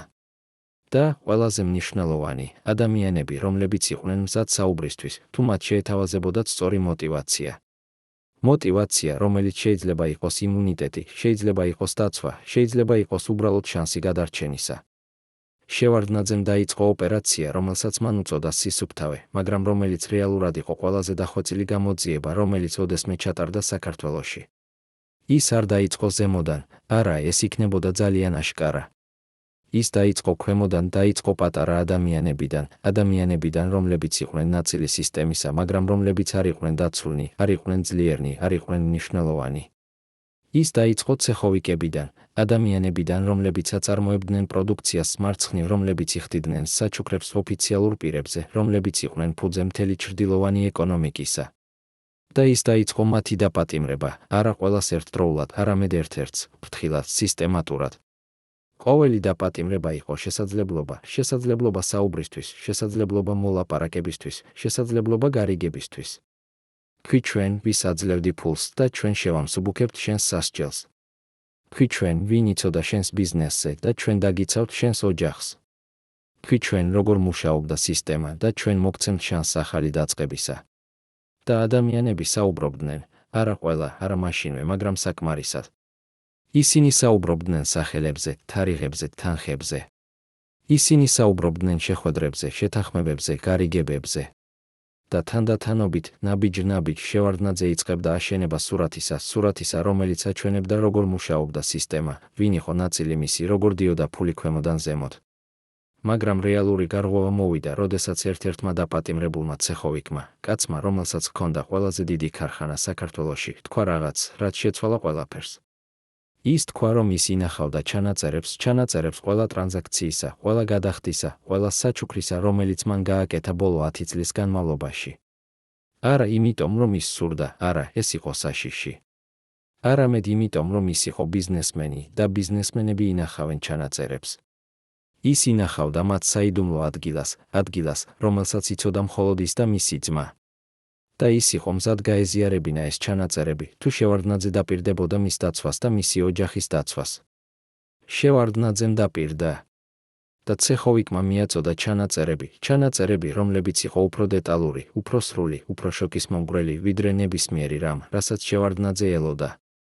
ამ ჩანაწერებში იყო ყველაფერი, სახელები, თარიღები, თანხები, მიზეზები. იყო ჩამონათვალი ყველა ოფიციალური პირისა, რომელიც იღებდა საჩუქრებს. იყო აღწერა ყველა შეხვედრისა, სადაც განიხილებოდა ბიზნესი. იყო დეტალები ყველა გარიგებისა, რომელიც გაფორმდა ბოლო 10 წლის განმავლობაში. და ყველაზე მნიშვნელოვანი იყო ინფორმაცია იმის შესახებ, თუ ვინ იყო რეალური ბენეფიციარი ამ სისტემისა, ვინ იღებდა ყველაზე დიდ წილს, ვინ იყო ცენტრი მთელი ქსელისა. როდესაც შევარდნაძემ წაიკითხა ეს ჩანაწერები, ის მიხვდა, რომ ჰქონდა არა მხოლოდ მტკიცებულება, არამედ ჰქონდა იარაღი, რომელიც შეეძლო გამოეყენებინა არა მხოლოდ მჟავანაძის წინააღმდეგ, არამედ მთელი ძველი ელიტის წინააღმდეგ. მაგრამ ის ასევე მიხვდა რაღაც სხვა, ის მიხვდა, რომ თუ ეს ინფორმაცია გახდებოდა საჯარო, ეს დააზიანებდა არა მხოლოდ ადამიანებს, რომლებიც იყვნენ ნაწილი სისტემისა, არამედ თავად საქართველოს. რადგან ეს ინფორმაცია აჩვენებდა, რომ მთელი რესპუბლიკა ცხოვრობდა ორმაგ სტანდარტებში, ოფიციალურად ერთი, რეალურად სრულიად სხვა. და ეს შეიძლება გამოეყენებინა მოსკოვს არა მხოლოდ მჟავანაძის დასასჯელად, არამედ მთელი საქართველოს დასამორჩილებლად. ამიტომ შევარდნაძემ გააკეთა რაღაც, რაც იყო ერთდროულად ჭკვიანური და საშიში. ის გადაწყვიტა გამოიყენოს მხოლოდ ნაწილი ინფორმაციისა, ნაწილი, რომელიც იყო საკმარისი მჟავანაძის დასამსჯელად, მაგრამ არა საკმარისი მთელი სისტემის დასანგრევად. ის გადაწყვიტა წარადგინოს მოსკოვში მტკიცებულებები კონკრეტული ადამიანების წინააღმდეგ ვასილ მჟავანაძის, ვიქტორია მჟავანაძის, რამდენიმე მათი უახლოესი თანამშრომლის. მაგრამ დანარჩენი ინფორმაცია ასობით სხვა ადამიანის შესახებ, ინფორმაცია მთელი სისტემის შესახებ, ის გადაწყვიტა შეენახა როგორც სადაზღვევო პოლისი, როგორც გარანტია, როგორც იარაღი, რომელიც შეეძლო გამოეყენებინა მომავალში, თუ ეს იქნებოდა საჭირო. და ზუსტად ეს ინფორმაცია, ეს დაკარგული გვერდები, ეს განადგურებული ფაილები, ეს საიდუმლო ჩანაწერები, არის ის, რაზეც ადამიანები კვლავ ეშინიათ საუბრისა 25 წლის შემდეგაც. რადგან ისინი იციან, სადღაც რაღაც არქივში, რაღაც უსაფრთხო ადგილას, კვლავ არსებობს დოკუმენტები, რომლებიც შეიცავს მათ სახელებს, მათ გარიგებებს, მათ საიდუმლოებებს. და ისინი არ იციან, ვინ აკონტროლებს ამ დოკუმენტებს ახლა, ვინ შეიძლება გამოიყენოს მათ, ვინ შეიძლება გამოაქვეყნოს მათ. ეს არის საიდუმლო, რომელიც აკავშირებს წარსულ საწმყოსთან, ეს არის ჩრდილი, რომელიც კვლავ ეცემა საქართველოს პოლიტიკას, ეს არის ისტორია, რომელიც არასოდეს არ დასრულდა სრულად. ბოლო წუთამდე ვიფიქრე, რომ გადავრჩებოდით, ეს სიტყვები იმეორებს ყოფილი ოფიცერი, რომელიც იყო პასუხისმგებელი ვასილ მჟავანაძის პირად უსაფრთხოებაზე. მაგრამ რა იყო ის მომენტი, როდესაც მან მიხვდა, რომ ყველაფერი დასრულდა? რა იყო ის ნიშანი, რომელმაც უჩვენა, რომ სისტემა, რომელიც ჩანდა ისე ძლიერი, ისე სტაბილური, ისე მარადიული, რეალურად იყო აშენებული ქვიშაზე? და ვინ იყო ის ადამიანი, ის ერთი გადამწყვეტი ადამიანი, რომლის ხალატმა გახადა შესაძლებელი მთელი იმპერიის დაცემა? ამ საღამოს, პირველად 35 წლის განმავლობაში, ჩვენ გავიგებთ სახელს იმ ადამიანისა, რომელიც იყო ყველაზე დიდი მოღალატე საქართველოს თანამედროვე ისტორიაში, ადამიანისა, რომელიც იყო ისე ახლოს მჟავანაძეების ოჯახთან, რომ მათ ენდობოდნენ მას უფრო მეტად, ვიდრე საკუთარ ძმებს. ისტორია ამ ადამიანის შესახებ იწყება 1972 წლის აგვისტოში, როდესაც ვიქტორია მჟავანაძემ საბოლოოდ იდენტიფიცირება გააკეთა კოორდინატორისა, ადამიანისა, რომელიც იყო ცენტრის საიდუმლო ჯგუფისა, რომელიც მუშაობდა მოსკოვთან. ეს იყო ადამიანი, რომელსაც ვიქტორია იცნობდა 20 წლის განმავლობაში, ადამიანი, რომელიც იყო ნაწილი მათი შიდა წრისა, ადამიანი, რომელთან ის საუბრობდა თავისუფლად, რომელსაც ის ენდობოდა სრულად, რომელსაც ის უზიარებდა საიდუმლოებებს, რომლებსაც არ უზიარებდა თუნდაც ვასილს.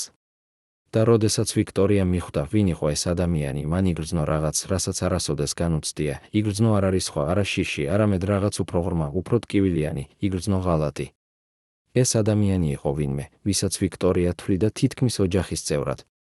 ეს იყო ადამიანი, რომელიც იყო თან ყველა მნიშვნელოვან მომენტში, იყო თან, როდესაც ისინი აშენებდნენ თავიანთ იმპერიას, იყო თან, როდესაც ისინი იღებდნენ გადამწყვეტ გადაწყვეტილებებს, იყო თან, როდესაც ისინი ზეიმობდნენ გამარჯვებებს და როდესაც ისინი გადალახავდნენ კრიზისებს.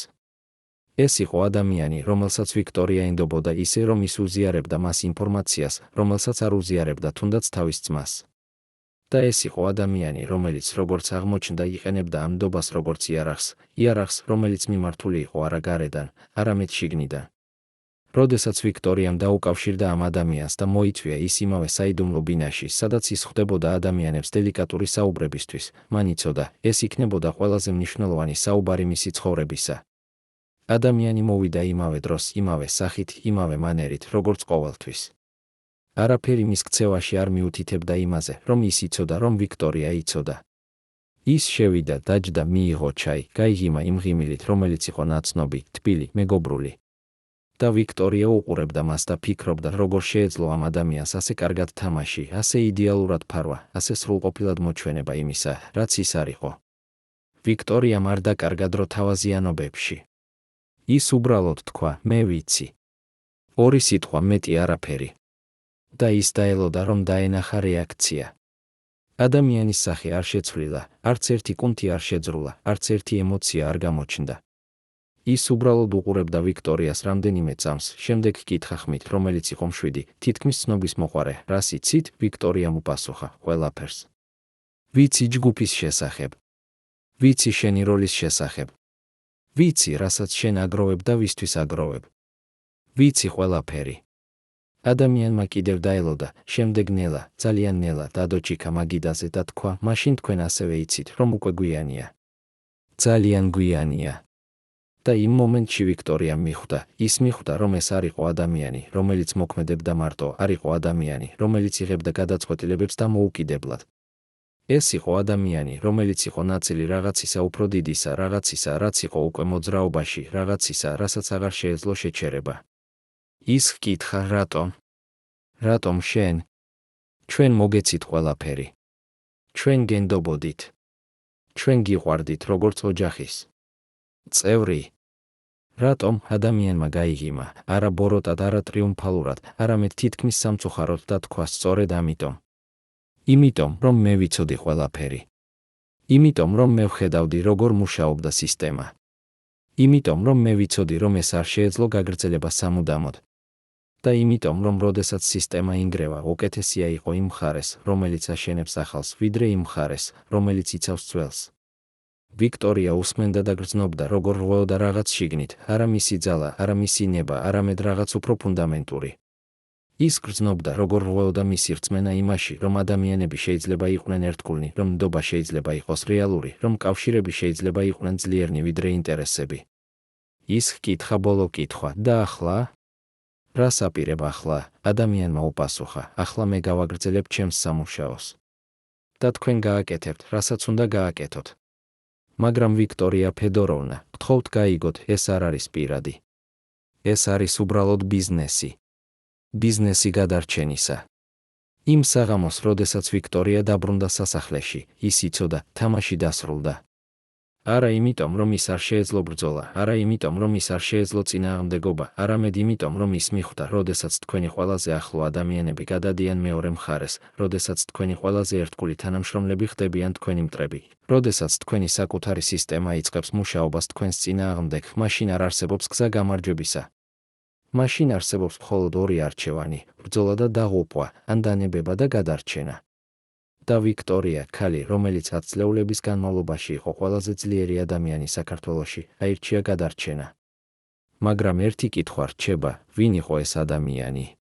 ვინ იყო ის მოღალატე, რომელმაც გაანადგურა იმპერია, რომელიც ჩანდა ისე ძლიერი? ოფიციალური ისტორია არასოდეს დაასახელებს მის სახელს.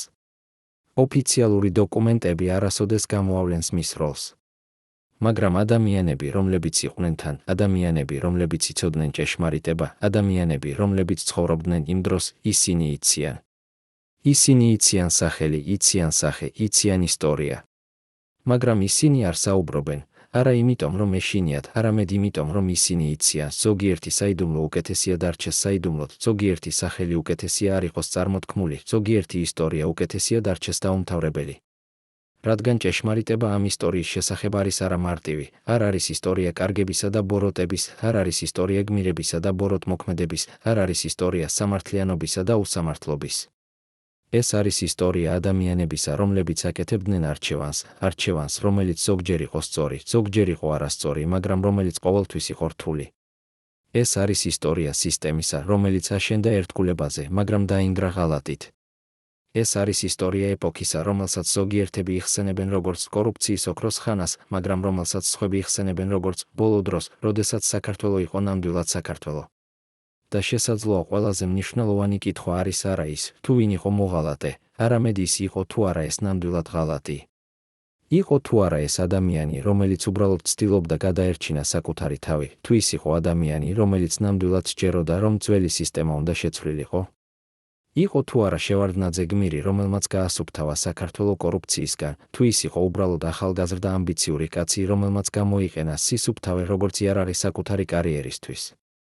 და იყო თუ არა მჟავანაძის დრო ნამდვილად ოქროს ხანა, თუ ეს იყო უბრალოდ დრო, როდესაც ადამიანები ცხოვრობდნენ ილუზიაში, რომ ისინი იყვნენ თავისუფალნი, როდესაც რეალურად ისინი იყვნენ მხოლოდ ნაწილი სისტემისა, რომელიც აკონტროლებდა მათ უფრო დახვეწილად, ვიდრე ნებისმიერი სხვა სისტემა. პირველად 35 წლის განმავლობაში, კაცი, რომელიც პასუხისმგებელი იყო ვასილ მჟავანაძის პირად უსაფრთხოებაზე, თანახმა გახდა ისაუბროს კამერების წინაშე. ის, რასაც ის გვიამბობს რეჟიმის ბოლო საათების შესახებ, გადააბრუნებს ყველაფერს, რასაც თქვენ ფიქრობთ, რომ იცით. პირადი საუბრებიდან ვასილსა და ვიქტორიას შორის სასოწარკვეთილი გეგმებიდან, რომლებიც არასოდეს განხორციელდა იმ მომენტამდე, როდესაც მათ მიხვდნენ, თამაში დასრულდა. ექსკლუზიური ჩვენება, რომელიც სუნთქვას შეგიკავებთ. მაგრამ ყველაზე შოკის მომგვრელი არის არა ის, რაც მოხდა, არამედ ის, რაც არ მოხდა, ის ბოლო შანსი გადარჩენისა, რომელიც ვასილმა უარყო, ის ბოლო შეთავაზება, რომელიც მოვიდა იქიდან, საიდან არავინ ელოდა, ის ბოლო საიდუმლო შეხვედრა, რომელმაც შეეძლო შეეცვალა ყველაფერი.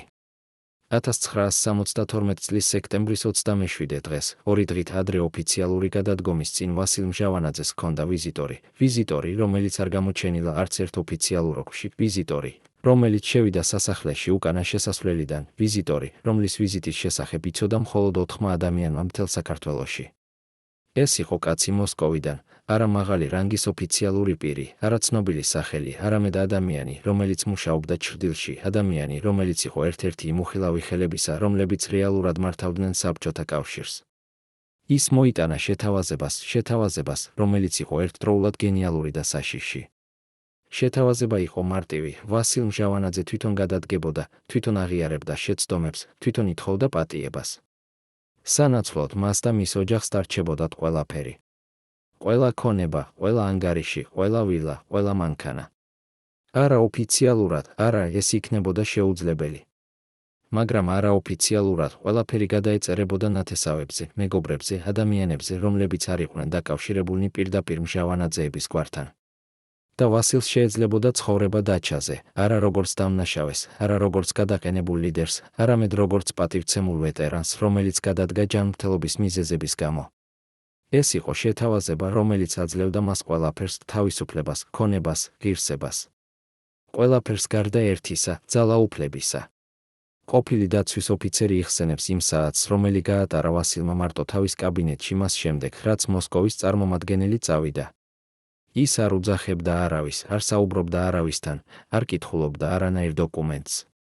ის უბრალოდ იჯდა თავის სავარძელში, უყურებდა ფანჯარას, უყურებდა თბილისს, ქალაქს, რომელიც იყო მისი სახლი 20 წლის განმავლობაში, ქალაქს, რომელიც ის აშენებდა, ცვლიდა, აყალიბებდა. და ის ფიქრობდა. ფიქრობდა არა იმაზე, რასაც კარგავდა, არამედ იმაზე, რასაც ის იყო ლიდერი, იყო ხელმძღვანელი, იყო კაცი, რომელსაც ხალხი პატივს სცემდა, ეშინოდა, უყვარდა. და ის იცოდა, თუ ის მიიღებდა შეთავაზებას, ის დარჩებოდა მდიდარი, დარჩებოდა თავისუფალი, მაგრამ აღარასოდეს დარჩებოდა ის, ვინც იყო. როდესაც ვიქტორია შევიდა კაბინეტში საღამოს, ვასილმა უთხრა მას შეთავაზების შესახებ. ის ელოდა, რომ ვიქტორია დაჟინებით მოითხოვდა მის მიღებას. ის იყო ქალი, რომელიც ყოველთვის ფიქრობდა პრაქტიკულად, ყოველთვის ირჩევდა გადარჩენას ღირსების ნაცვლად, ყოველთვის იცოდა, როდის უნდა დაეხიათ და როდის უნდა ებრძოლა. მაგრამ ვიქტორია უბრალოდ უყურებდა მას გრძელი წუთების განმავლობაში, შემდეგ თქვა რაღაც, რასაც ვასილი არასოდეს ელოდა, გააკეთე ის, რაც შენ გგონია სწორი. მე მივყვები შენს გადაწყვეტილებას. და იმ მომენტში ვასილმა მიხვდა, ვიქტორია, ქალი, რომელიც 20 წლის განმავლობაში იყო რეალური ძალამათ ოჯახში, აძლევდა მას არჩევანის უფლებას. აძლევდა მას შანსს იყოს არა მარიონეტი, არამედ კაცი, რომელიც თვითონ წყვეტს თავის ბედს. ვასილ მჟავანაძემ უარი თქვა შეთავაზებაზე. ის უარი თქვა არა იმიტომ, რომ ის არ ესმოდა შედეგები, არა იმიტომ, რომ ის არ აფასებდა რისკებს, არამედ იმიტომ, რომ ის იყო ქართველი იმ ძველი ტიპისა, რომელიც სჯობდა დაკარგოს ყველაფერი, ვიდრე დაკარგოს თავისი იდენტობა.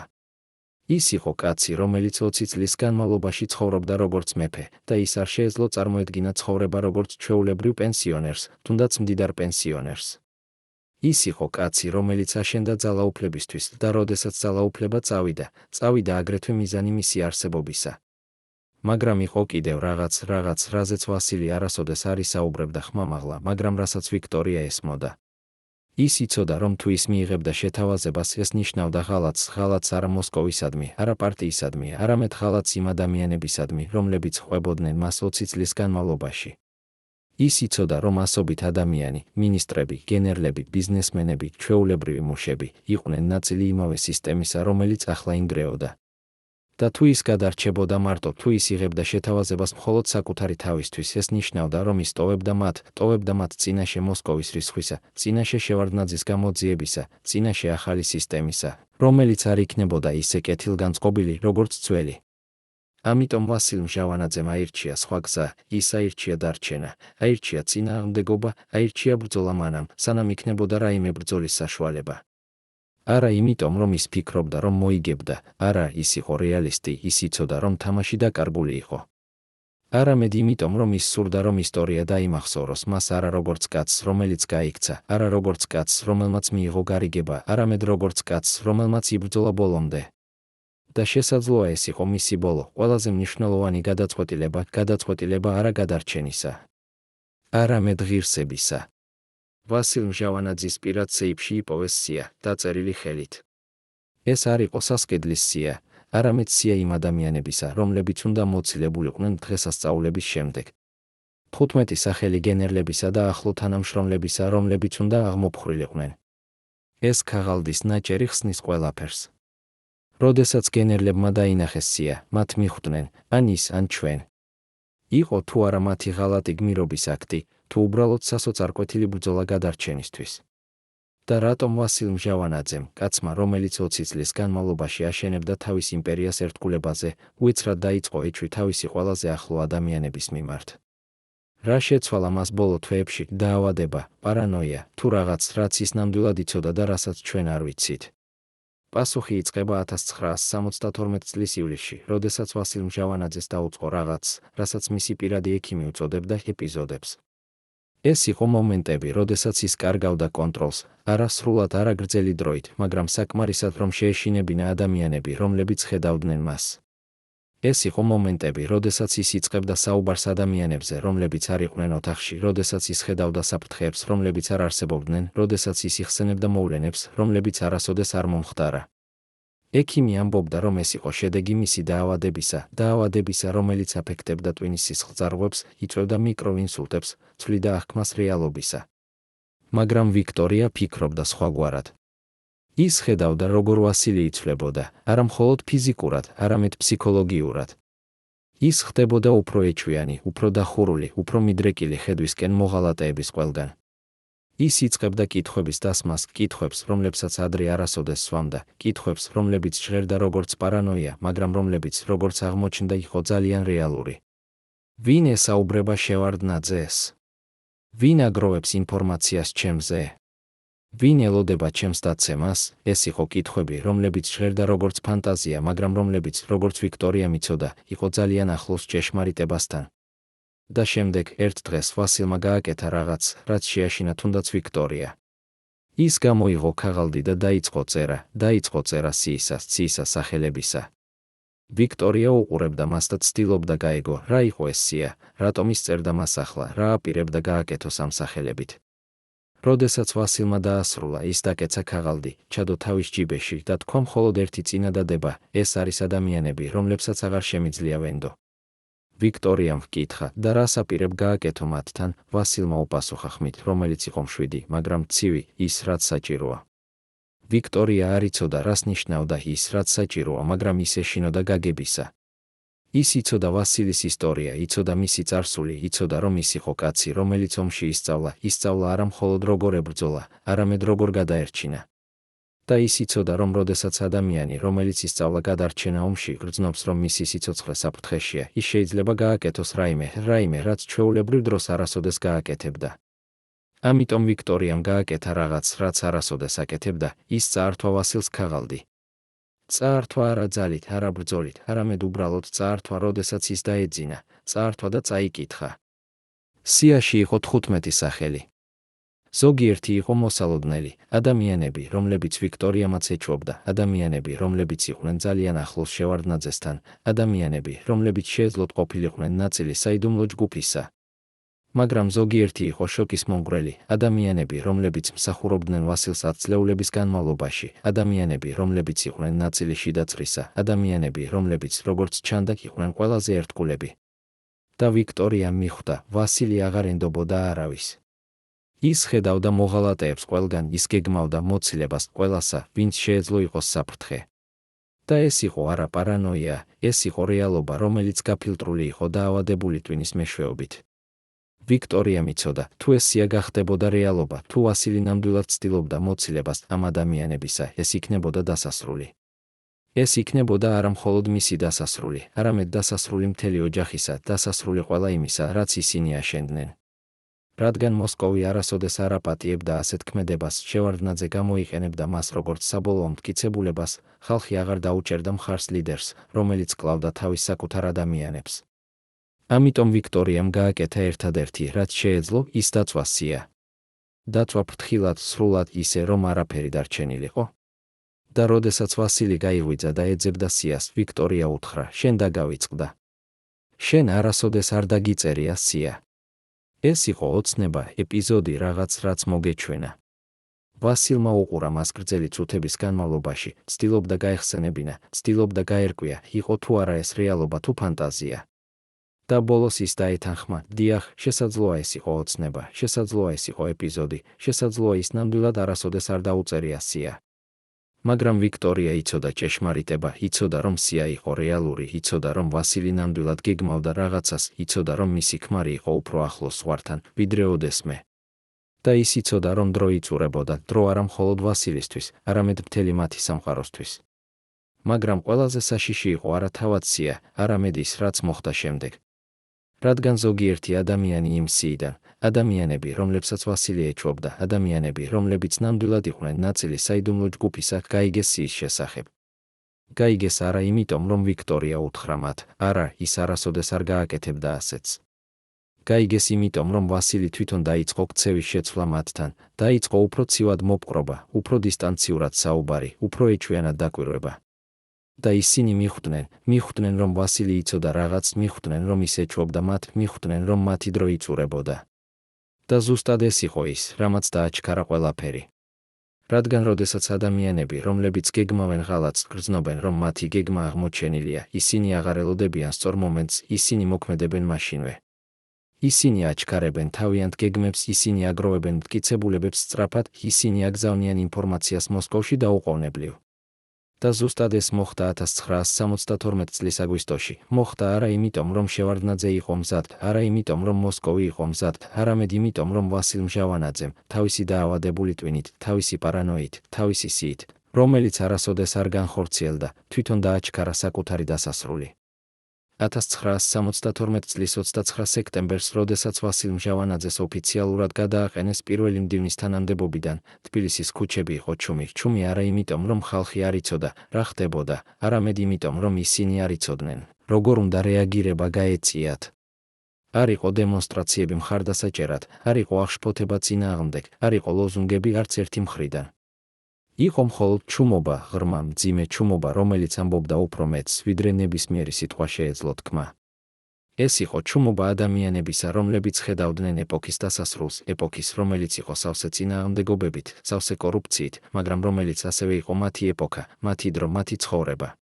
იმ დღეს ვასილ მჟავანაძემ დატოვა თავისი კაბინეტი ბოლო დროს, დატოვა ჩუმად ღირსეულად ისე, როგორც ის შევიდა 20 წლის წინ. ის არ წაიღო თან არაფერი, არც დოკუმენტები, არც ფოტოები, არც პირადი ნივთები. ის უბრალოდ გავიდა, ჩაჯდა მანქანაში და წავიდა არა დაჩაზე, როგორც ყველა ელოდა, არამედ სახლში, ჩვეულებრივ სახლში თბილისში, სახლში, სადაც ის ცხოვრობდა ვიქტორიასთან ათწლეულების განმავლობაში. და იქ, იმ სახლში ის დარჩა არა როგორც ყოფილი ლიდერი, არა როგორც დამნაშავე, არამედ უბრალოდ როგორც ძველი კაცი, რომელიც დაიღალა. ვიქტორია იყო თან მასთან ყოველ დღეს, ყოველ საათს, ყოველ წუთს. ის ულიდა მას, როდესაც მისი ჯანმრთელობა უარესდებოდა, ის ესაუბრებოდა მას, როდესაც ის იხსენებდა წარსულს, ის უსმენდა მას, როდესაც ის ცდილობდა გაეგო, რა მოხდა, როგორ მოხდა, რატომ მოხდა.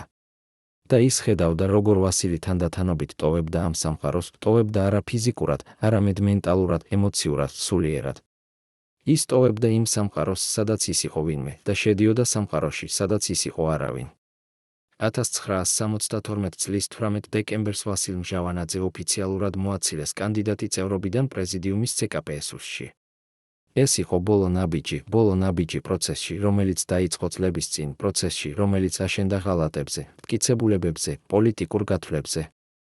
მაგრამ ვასილისთვის ეს იყო უბრალოდ ფორმალობა, რომელიც აღარ ჰქონდა მნიშვნელობა, რადგან ის უკვე დაკარგა ყველაფერს, რაც რეალურად ჰქონდა მნიშვნელობა.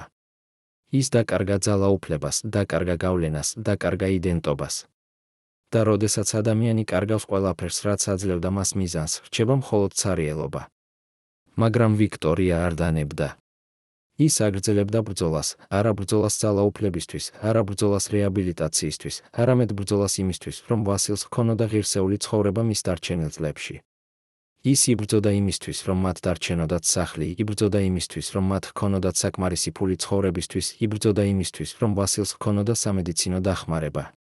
და ის იბრძოდა. არა ოფიციალურად, არა ხმაურიანად, არამედ ჩუმად, ფრთხილად გამოყენებით ყველა იმ კავშირისა, რომელიც მას კვლავ ჰქონდა, ყველა იმ ადამიანისა, რომელიც კვლავ ვალში იყო მის წინაშე.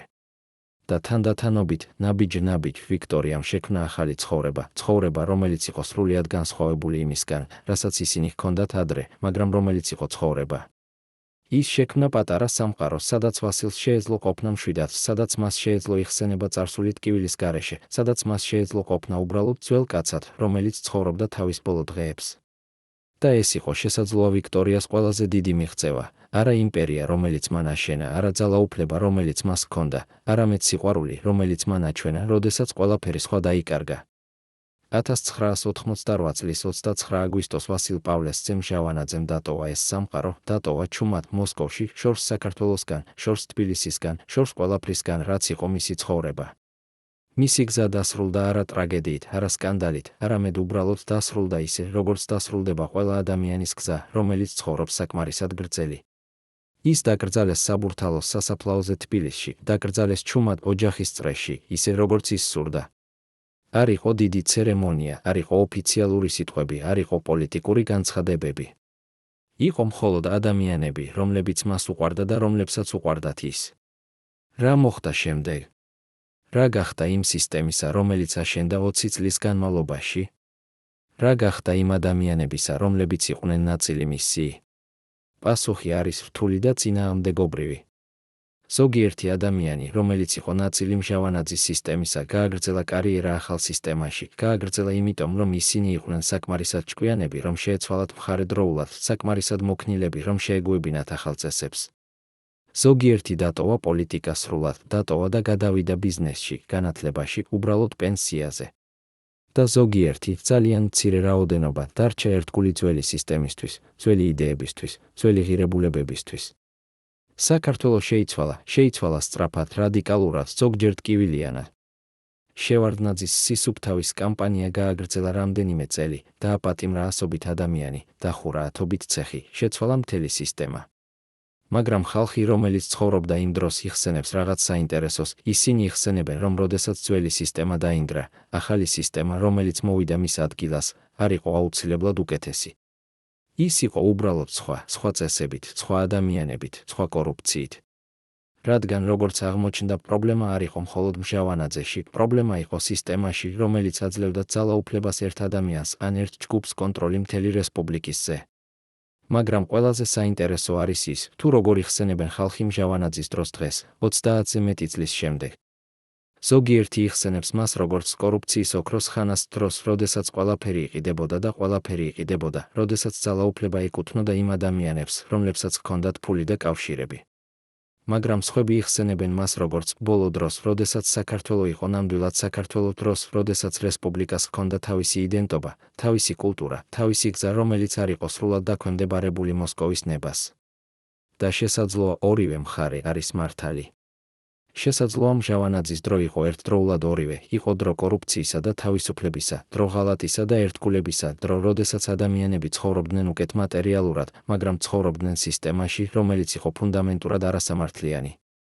და შესაძლოა ყველაზე მნიშვნელოვანი გაკვეთილი ამ ისტორიიდან არის არა ის, რომ კორუფცია არის ცუდი, ეს ყველა მიცის. ყველაზე მნიშვნელოვანი გაკვეთილი არის ის, რომ როდესაც სისტემა აშენებულია პიროვნებებზე და არა ინსტიტუტებზე, როდესაც ძალაუფლება დამოკიდებულია ერთგულებაზე და არა კანონზე, როდესაც წარმატება მოდის კავშირებიდან და არა შესაძლებლობებიდან, მაშინ ეს სისტემა ყოველთვის იქნება მოწყვლადი, ყოველთვის იქნება არასტაბილური, ყოველთვის იქნება დამოკიდებული ერთი ადამიანის ან ერთი ჯგუფის ნებაზე. ვასილ ჟავანაძე არ იყო მონსტრი, ის იყო უბრალოდ ადამიანი, რომელიც ცხოვრობდა თავის დროში, თამაშობდა თავისი დროის წესებით, აშენებდა იმას, რასაც მისი დრო აძლევდა მას საშუალებას აეშენებინა. ის არ იყო გმირი, ის იყო უბრალოდ ადამიანი, რომელიც აკეთებდა არჩევანს, ზოგჯერ სწორს, ზოგჯერ არასწორს, მაგრამ ყოველთვის ადამიანურს. და შესაძლოა ეს არის ყველაზე მნიშვნელოვანი გაგება იმისა, რომ ისტორია არ იწერება გმირებისა და ბოროტმოქმედების მიერ, არამედ ჩვეულებრივი ადამიანების მიერ, რომლებიც ცდილობენ გადარჩენას, წარმატებას, მნიშვნელობას იმ სამყაროში, რომელშიც ისინი აღმოჩნდნენ. და ახლა, როდესაც თქვენ იცით ეს ისტორია იმპერიისა, რომელიც აშენდა ჩრდილში, ისტორია ძალაუფლებისა, რომელიც დაფუძნდა ერთგულებაზე, ისტორია დაცემისა, რომელიც მოვიდა ღალატიდან, რას ფიქრობთ? იყო თუ არა ეს ბრძოლა კორუფციასთან, თუ უბრალოდ ბრძოლა ძალაუფლებისთვის? იყო თუ არა შევარდნაძე გმირი, თუ უბრალოდ ამბიციური კაცი? და რატომ ქართველები კვლავ იხსენებენ ჟავანაძის დროს არ არისხვით, არამედ ნოსტალგიით დროისთვის, რომელიც ყველა თავისი ნაკლოვანებით იყო მათი დრო? პატივცემულო მაყურებლებო, თუ თქვენ ადევნეთ თვალი ამ ტრაგიკულ ისტორიას ბოლომდე, დაწერეთ კომენტარებში, რომელი ქალაქიდან ხართ. ჩვენთვის მნიშვნელოვანია ვიცოდეთ, სად იხსენებენ კვლავ ვასილ ჟავანაძეს. და გამოიწერეთ არხი, რომ არ გამოგრჩეთ ჭეშმარიტება ისტორიის იდოლების შესახებ.